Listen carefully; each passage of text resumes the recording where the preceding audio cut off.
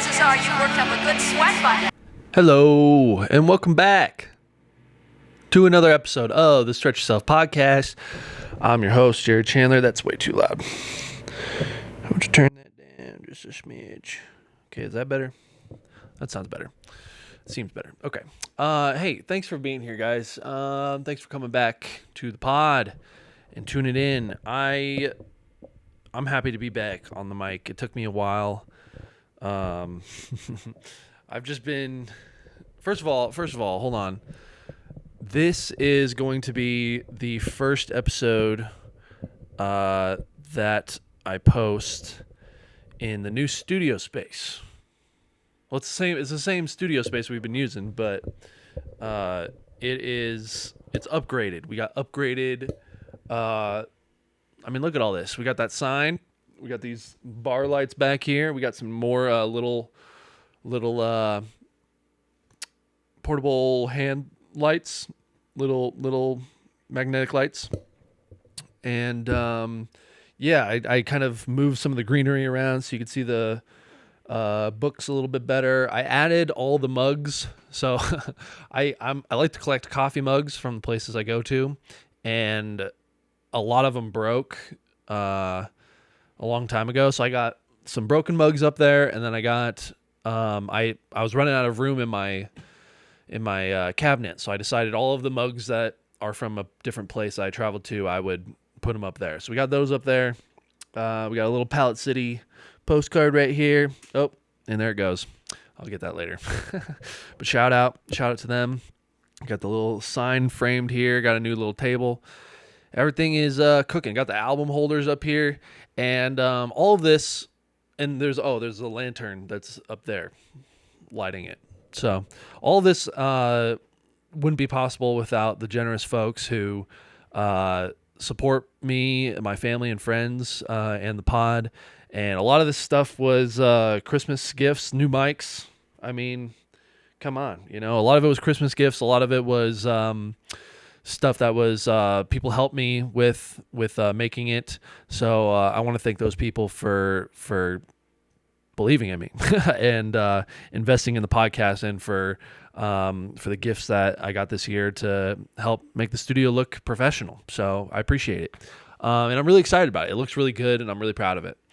So that's that. That's the first update I wanted to share with you guys. And then the other one, and the chairs, obviously. Chairs are great. Chairs were a gift from my girlfriend for my birthday / Christmas. And boy, they're awesome. Man, I really needed some uniform chairs in here real bad. We were getting tired of the desk chairs for a while. Let me see if I can. Good. Okay. I'm just trying to get this mic exactly where I want it. Okay, that should be good enough. I'll stop messing with it. Yeah, man. I had to take a break. I had to take a break from the pod for a little bit. I recorded some episodes and everything, but I had to just chill out for a sec because our last episode that we put out was it was like early December. It was early December with, I forget the guest. I'm gonna freak out not remembering this, but I remember. So we had a guest back in early December. And then I went on the road and I did gigs in Nebraska and Idaho and Boise, back-to-back weekends. And right before that, we were in San Francisco. And then as soon as I got back from the road dates, I had shows. I had the holidays come up. And it was just a very busy season.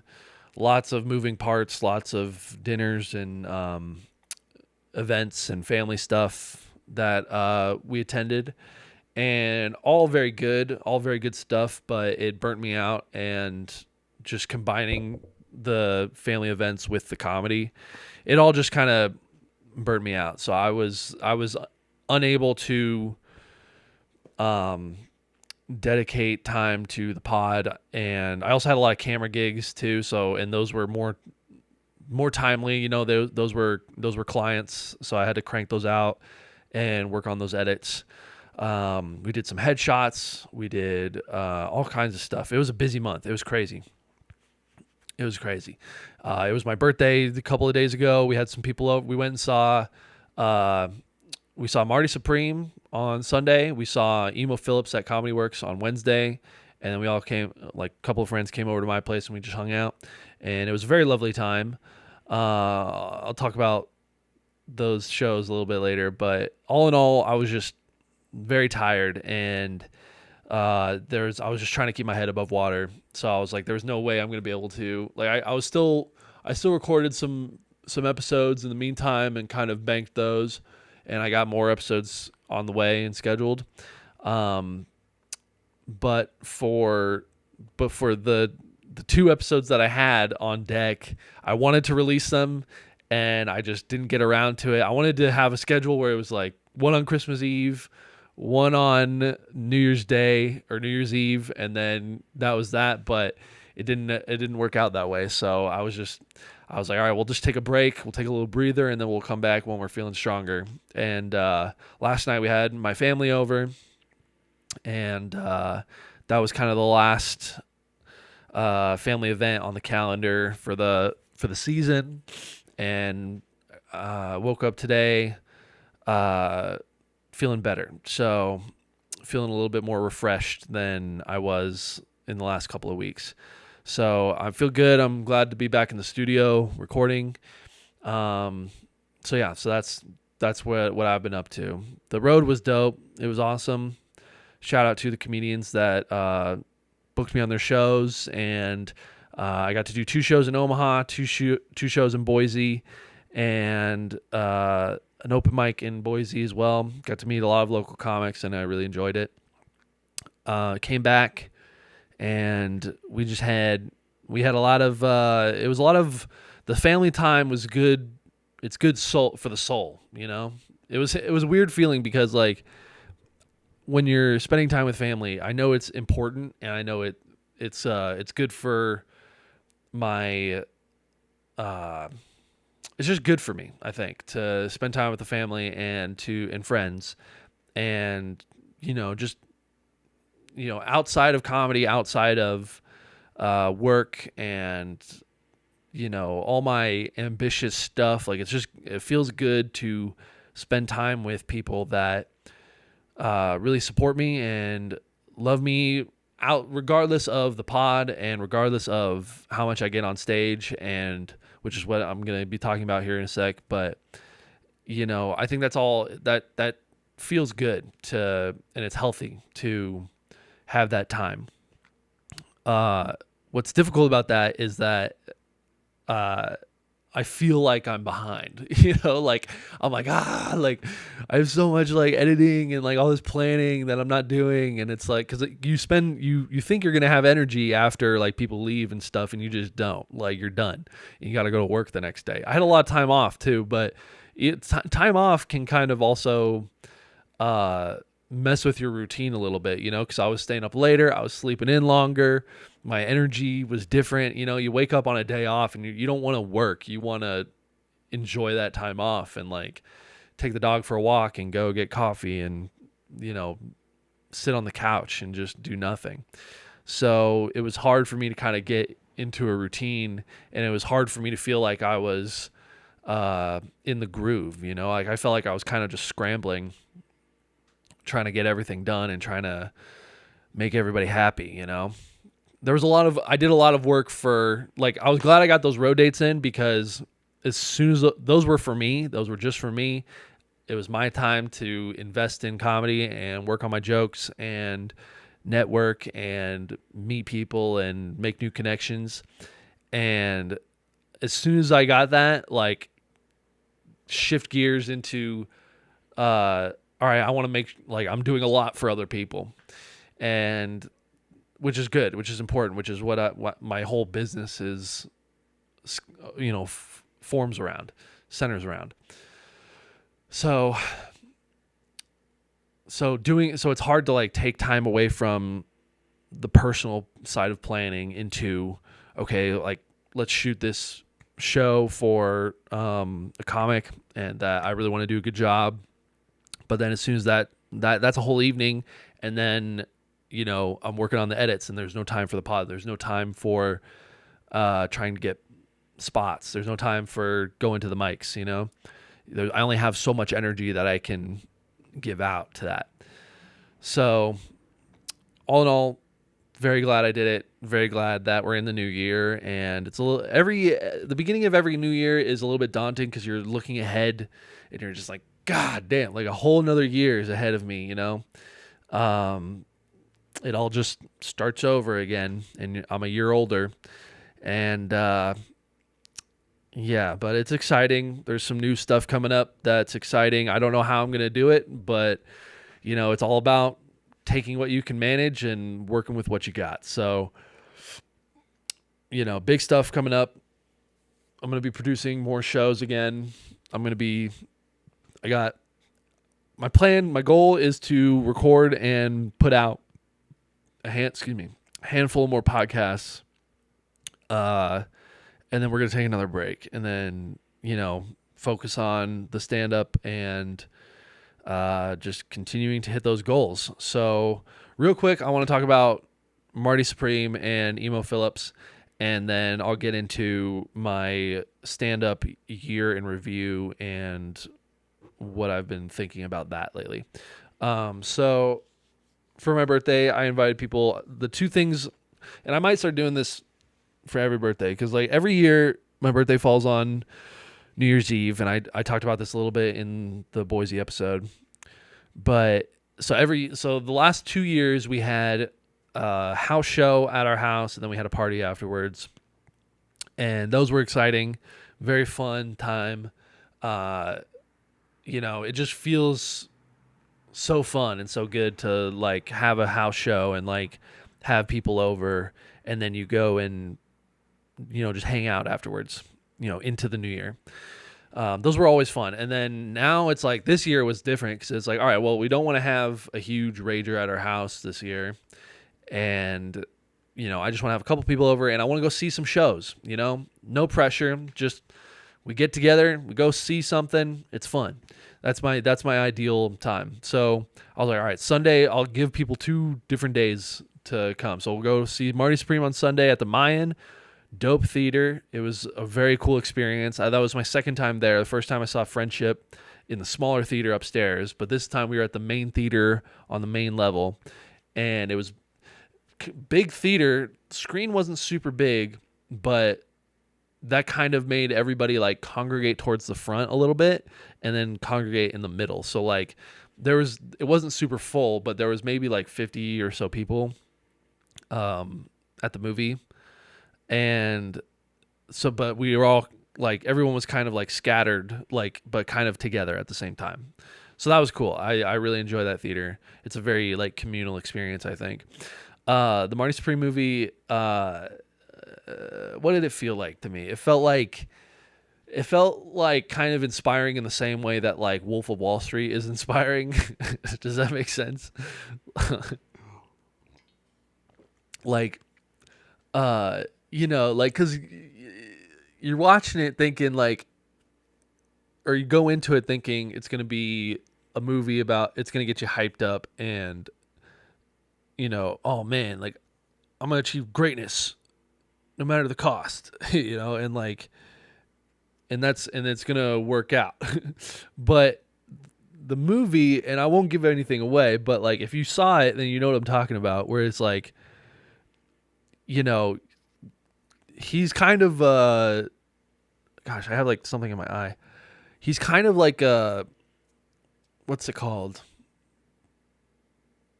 It's like a warning, not a warning.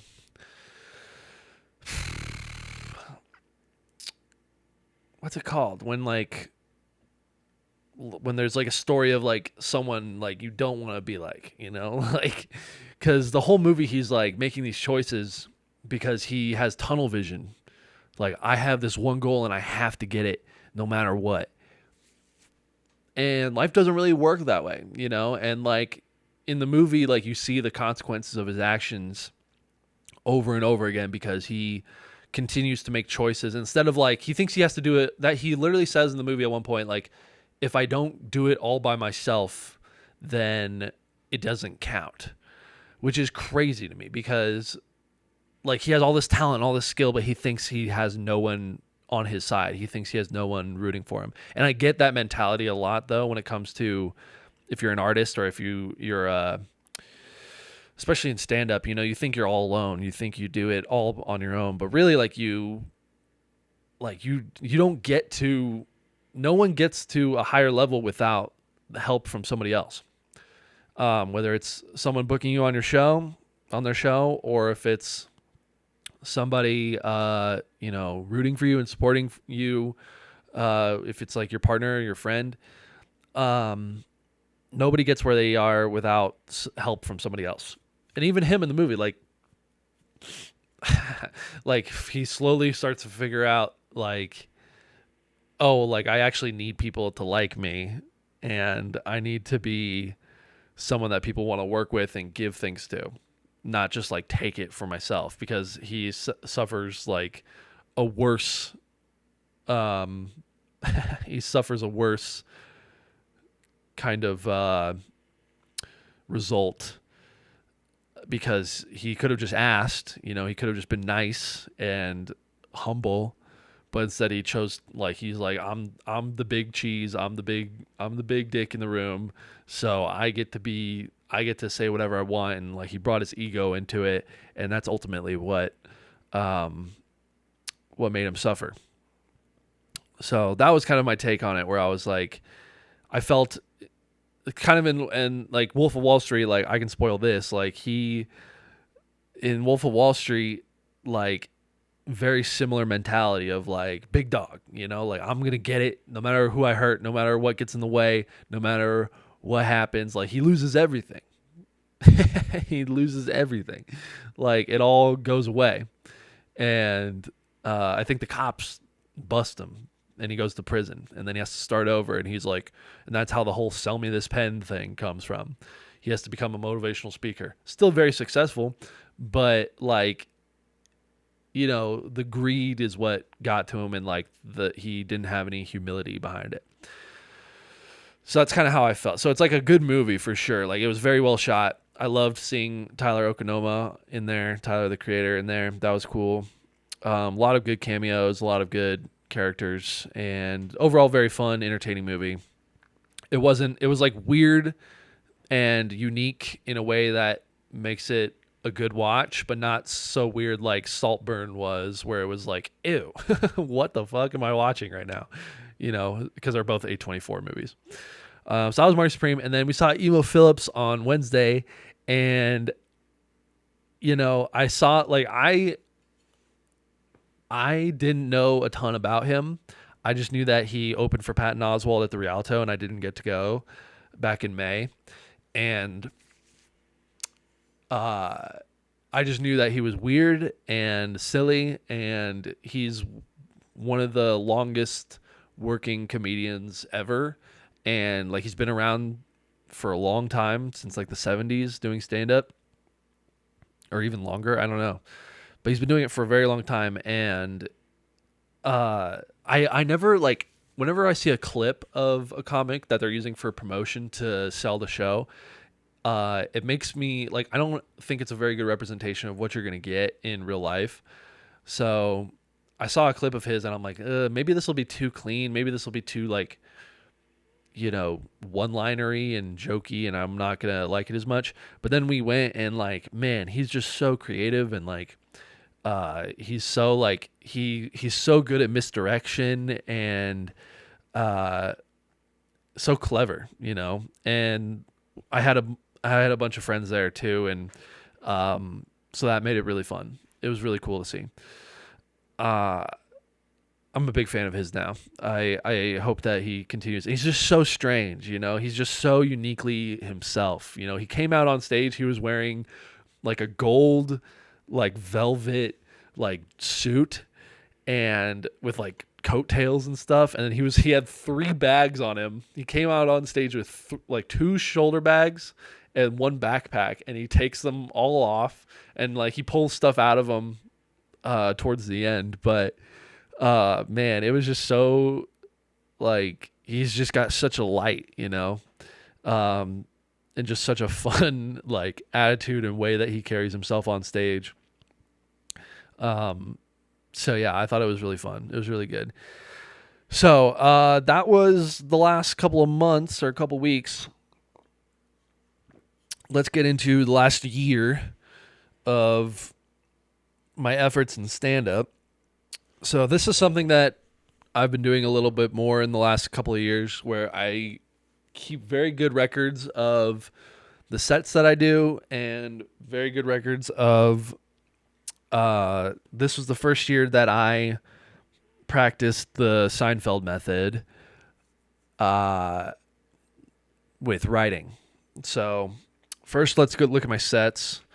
This, I don't know how well you can see that. Here, I'll give you a close look. Hold on.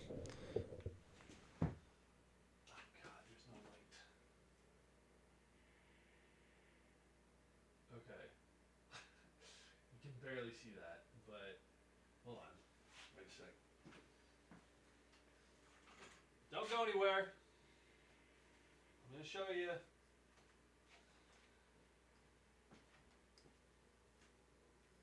Ah. No. Doesn't have a charge.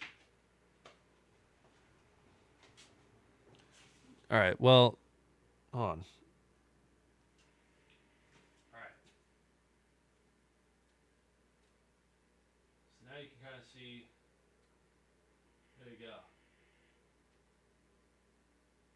All right. So those are all the sets. I tried to grab a photography flashlight, but it was out of battery. Okay, so these are all the sets I did in 2025. In 2024, I did a total of 172, like getting on stage and doing comedy, 172 times. And those sets vary in length. You know, sometimes it's an open mic, sometimes it's a 20-minute feature set. And in 2024, I had some longer sets. So I did a 38 and I did a 38. I did a two 38s, about two 38s, and then one 54. So there were a couple of longer sets in there. This year I did 168, so only 4 less, which is pretty good considering like I had less stage time at Stella's. So that means I was doing more open mics and I was getting booked more. So that's good. And you can clearly see how it'll go up and down. So beginning of the year, started out slow, 11 in January, 14 in February, 19 in March. So went boom, boom, boom. And then dropped down to 9 in April. And I think I was doing the pod a little bit more back then. Went up again to 14. So 9, 14, 20. So twice in a row. It was like boom, boom, boom. Drop down, boom, boom, boom. And then June. So April 9, May 14, June 20, which is the record high. So I peaked in June as far as how many times I got on stage. 20 sets. But that, instead of dropping back down to 10 or whatever, or to 11 or 9, I went down to 18 and then 14 and then 10. So it was like a little bit more of a tapering off. So it was 18 in July, 14 in August, 10 in September. And then it was just kind of up and like pretty steady throughout the end of the year. So it was 14 in October, 10 in November, 15 in December. And my average was 14. So that's almost one set every 2 days, about. And I'm pretty happy with that. Ideally, I could get up to 200 sets in a year. Let's see how many that would be. That is pretty hard to do, though.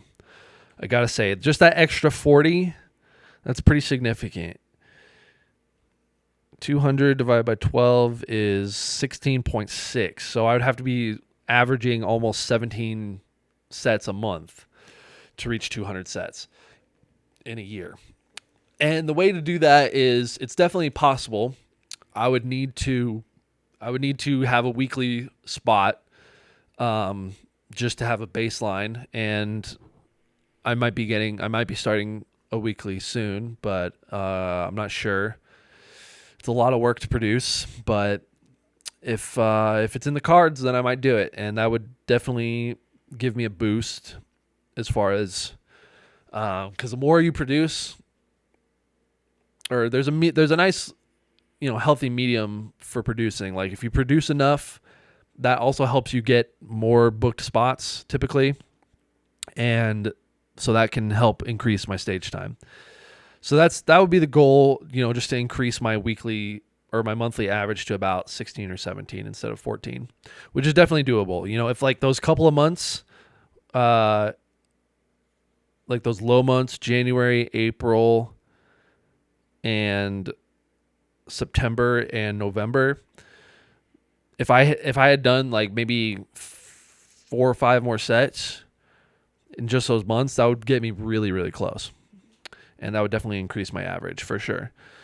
So I was also surprised that I was so busy in the summer, because I think last year I wasn't as busy in the summer, and comedy's usually harder in the summer. So, but it's a better season for mics in the summer, whereas the winter is like a much better season for showcases.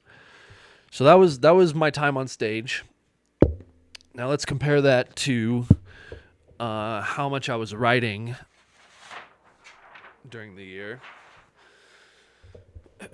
Hold on, let's see if you can look at this. Okay, so that's what it looks like. That's what it looks like. This is just a yearly calendar that, so this was up at my work, and this is my work calendar. So I also have some work stuff on here, just from when my warehouse guy was gone. But this just kind of helped me visualize and help me keep track of, because it just helped me stay accountable, right? So that way, like, I could see, like, oh man, like I haven't written in however many days, like today is a good day to do it, And I will say this is harder to me than getting on stage, because getting on stage, you can just show up you can try out like the same 5 minutes at multiple different stages, and it's like, okay, like it's new to this room, so I don't have to write as much. So it's harder. It's easier to keep your foot on the gas when it comes to getting on stage than it is when it comes to writing. And with this, so what qualified for an X on the calendar, the goal is to do it every single day. Don't break the chain. Keep up your streak. And the qualifications for me was I would either 20 minutes. So it's 20 minutes. Really, it's just effort. Was effort made today to spend time with the material? But the baseline for that is usually 20 minutes spent either studying the material, watching tape, listening to my set. So sometimes I would just put in an earbud and I would just go shoot hoops out at the warehouse. 4 o'clock rolls around. It's the end of the day. Put an earbud in. I got a set later tonight. Go out, shoot some hoops, listen to my set. And I would upload each set to Google Drive so that once I listened to it, I could delete it off my phone, but it's saved in the cloud. So either that or 20 minutes spent like trying to write, trying to come up with new jokes, trying to work on an old joke. Oh, I need a different tag for right here, so I'm just going to put that in. I'm going to work on that today. And usually that 20 minutes flies by once you get started. But the hard part is like sitting down and going, okay, I'm gonna either write today, and you either have nothing. You're like, oh, I have nothing new, no new ideas of inspiration. Or, sorry, I just heard something in the other room.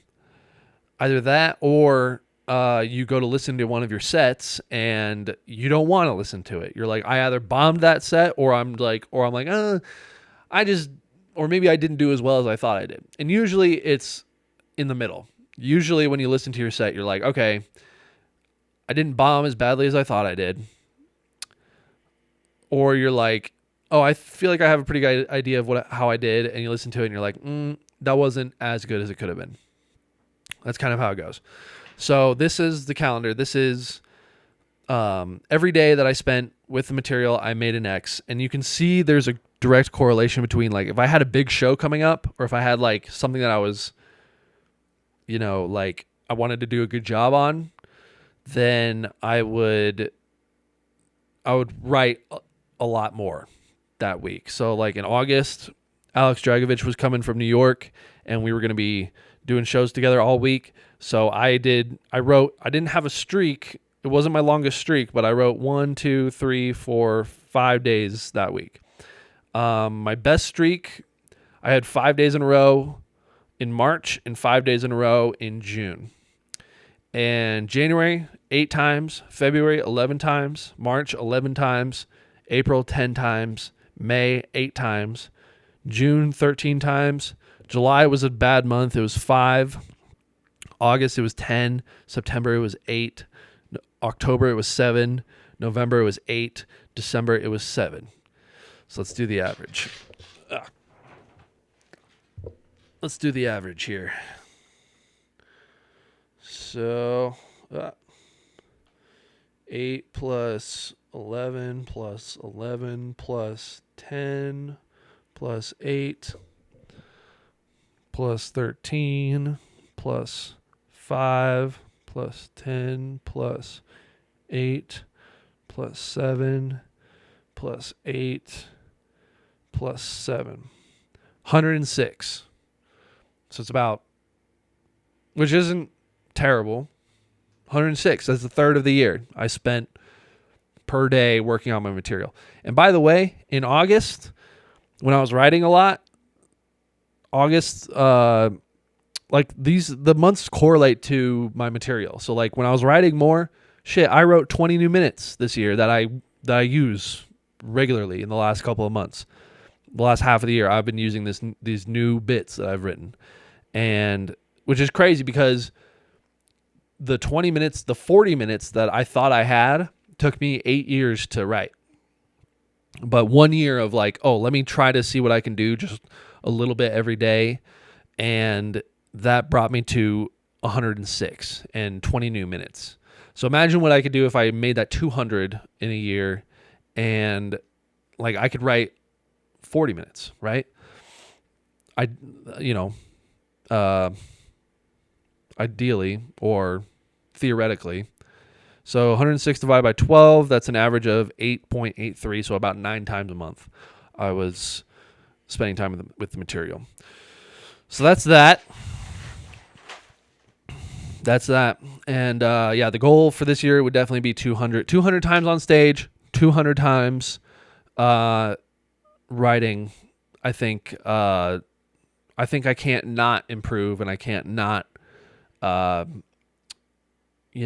see results. One last thing I wanted to comment on when it comes to, like, my goals and for stand up in the new year. The pod, I want to continue to do the pod. I want to reach 100 episodes this year. We're sitting at about 65 at the time of this episode coming out, 65 or 66. And with the episodes I have in the bank right now, we'll probably reach 70 pretty soon. So 100 episodes is a very attainable goal for the pod. And I would be happy with that. If we reached 100 by the end of this year, I would be happy with that. But we could do more. There's a possibility of doing more. And with stand up, I would like to, like I said, 200 times writing and getting on stage. And then also I would like to do the road again. Last year I did about what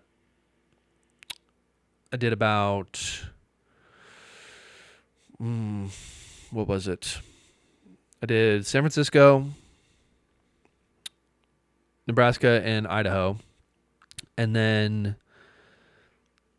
and I did Nebraska twice. 2 different places in Nebraska.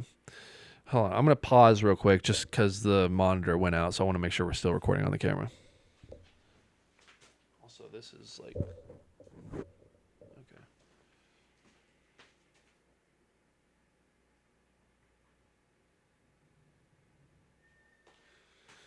Okay. Yeah, we're still rolling. The monitor just went out. I think it's connected to a power bank right now, so I think maybe the power bank just died. With stand-up, I would like to do the road 4 times this year, once per season. I would like to do my big goals, my big priorities, I think, would be Philadelphia, because I got some homies out there that I want to work with again. Philadelphia. See, the thing is, you got to think about the price and the expense of going to these places also. So Philadelphia would be great. I'm going to Tulsa in February for work. That'll be good. Tulsa would be great. Smaller market. I would like to do. I think it's realistic to apply to some festivals this year and give it a shot. So if I could go out of state for one festival, that would be great. I'm not super picky about where that is. I just want it to be in a new place and for it to be worthwhile. And then I've always wanted to go to like Wisconsin and like Minneapolis in the Midwest and like that kind of area. Maybe Chicago. So Philly, Tulsa, Chicago, and one festival in a random place. Maybe Portland. Portland would also be great.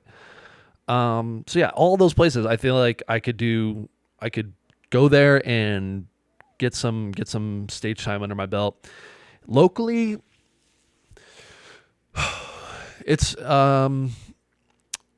hard to talk about, but locally it's very easy to like compare. So I would like to not compare myself as much. I would like to spend way less time on social media. I want to post a lot, but not be on it all the time.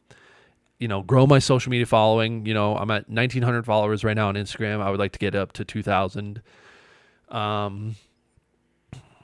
Even more, ideally, obviously. But 2,000 is a good goal.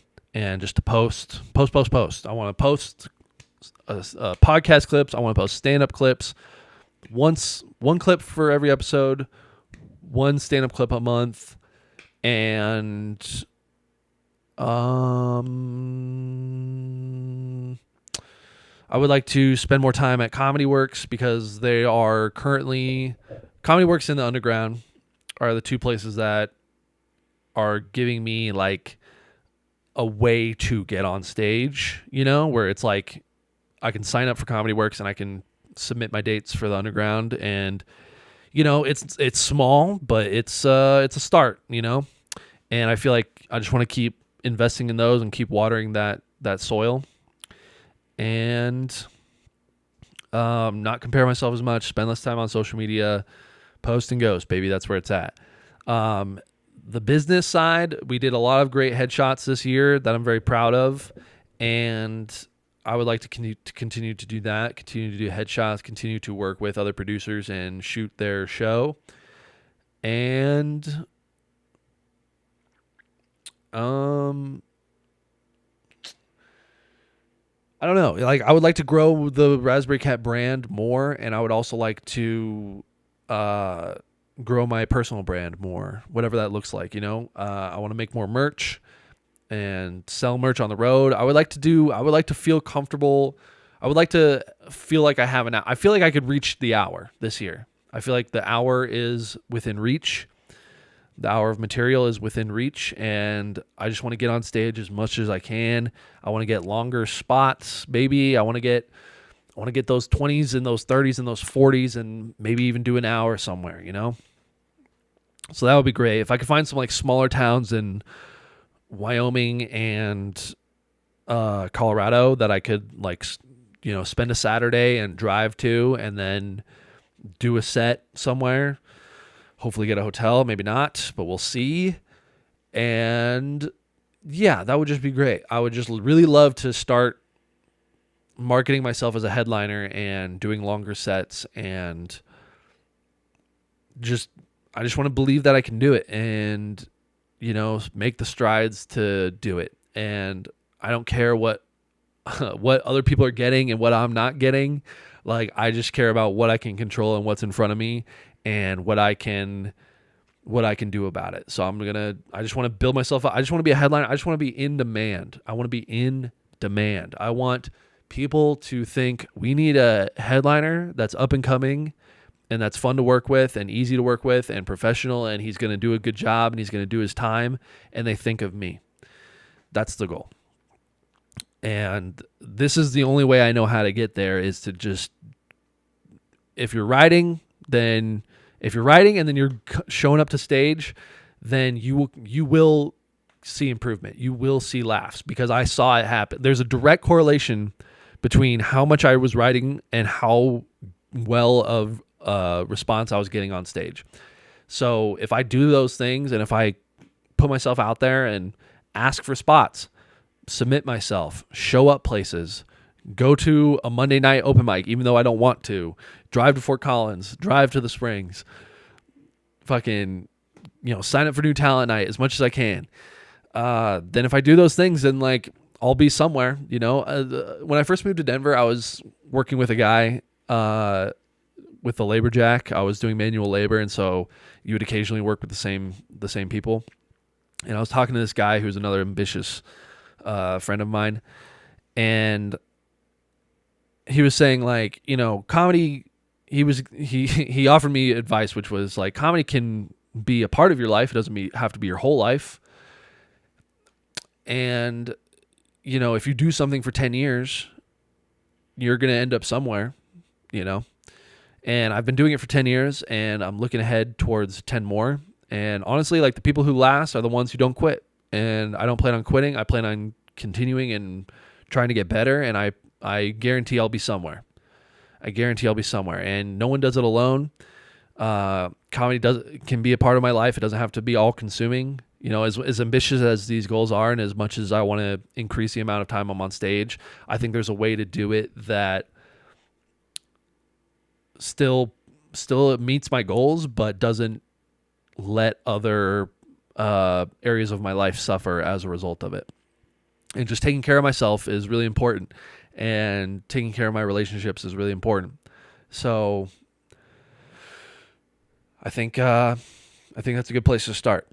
So happy New Year. Thank you for being a listener, and stay stretchy, folks. We got great episodes coming up. We got great podcasts coming up. Lots on the horizon. Love you. Stay stretchy.